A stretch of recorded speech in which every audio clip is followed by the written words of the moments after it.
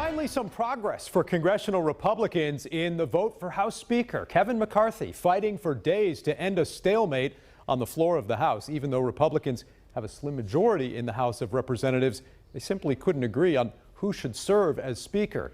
Jesse Tourneur has a look back at a wild week in Washington. McCarthy has now achieved his long sought after goal of becoming Speaker, but a group of fellow Republicans made him work hard for it.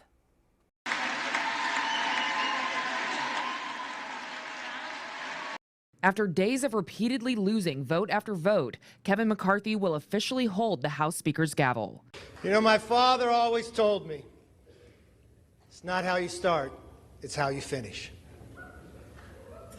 And now we need to finish strong. GOP leader Kevin McCarthy gained momentum when the House reconvened Friday for the fourth day of its Speaker spectacle.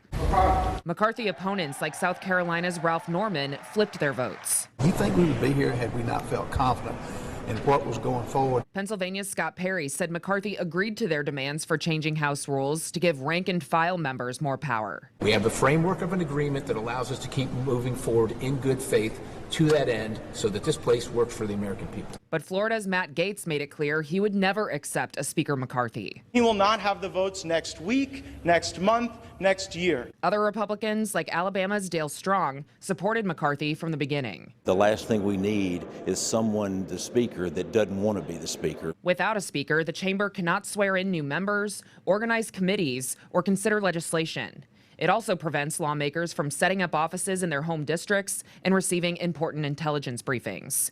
Democrats, like New York's Dan Goldman, said the dysfunction previews the House's next 2 years with a Republican majority. They can't even get their act together to figure out a leader. And that was Jesse Tourneur reporting. Indiana Congressman Jim Banks actually picked up one vote for Speaker during this stalemate, though he himself voted for McCarthy throughout this process. Banks spoke with our Washington Bureau one-on-one on Friday as McCarthy's momentum was finally starting to build. A lot of progress today. I just left the floor. We had a couple of members already in this next round who have switched their vote against McCarthy to for McCarthy. So there's forward progress. There's some hope that we can get this wrapped up in the near future, elect a Speaker, and then we can get back to work. Congressman Larry Bucshon of southwestern Indiana also spoke one-on-one with our Washington Bureau on Thursday before that stalemate started to break. I think there's been progress made. You know, we have some people who are holding out, and if you watch the media across the country, most people believe that we need to find a resolution to this and Kevin McCarthy be voted as Speaker. You know, Republicans need to work together as a team. We have some holdouts, you know, that are not being team players. They're voting in their own best self-interest and not in the interest of the Republican Party, not in the interest of the American people. Because without a Speaker, we can't do anything about the border. We can't do anything about inflation and spending. We can't do any oversight of the administration. We can't do anything. And that's not enough to defeat Kevin McCarthy because of some of the other members that don't want to vote for him vote present.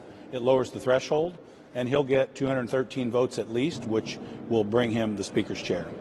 Congresswoman Victoria Spartz, of course, was the first to switch her vote to present this week before ultimately switching back to McCarthy on Friday.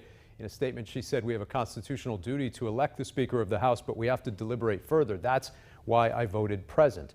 She also caught up with our Washington Bureau this week. Well, I think it's important for us to deliberate, and it's important for us to come to the consensus. These processes are difficult, but then we'll have to govern. So it's important to resolve these processes, that we have a speaker that we can govern. We shouldn't waste time, you know, because we cannot talk to each other on the floor, but we have to be able to talk. Why is it that you voted present and not for? Well, I just think, you know, it was important for us to move from a stalemate and figure out how we can come to the floor and have a Republican leader, because it's important for us. All right, meantime, across the aisle this week, we also spoke one-on-one with Congressman Andre Carson to get his thoughts on this prolonged battle to name a new House Speaker and what it means for our nation's government more broadly. It's a very sad week. I think we're entering an unknown period of time where we're not even able to be sworn in and do the jobs the people elected us to do.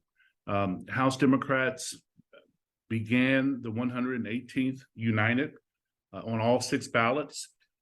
212 Democrats have stood together. We've shown again and again that we are ready to get to work on behalf of the American people. I think this is a problem that only the Republicans can fix within their caucus. I will continue voting for my friend Hakeem Jeffries, along with other House Democrats. We're going to remain united, but I urge my colleagues to find a resolution immediately. Every second they waste in fighting hurts our constituents.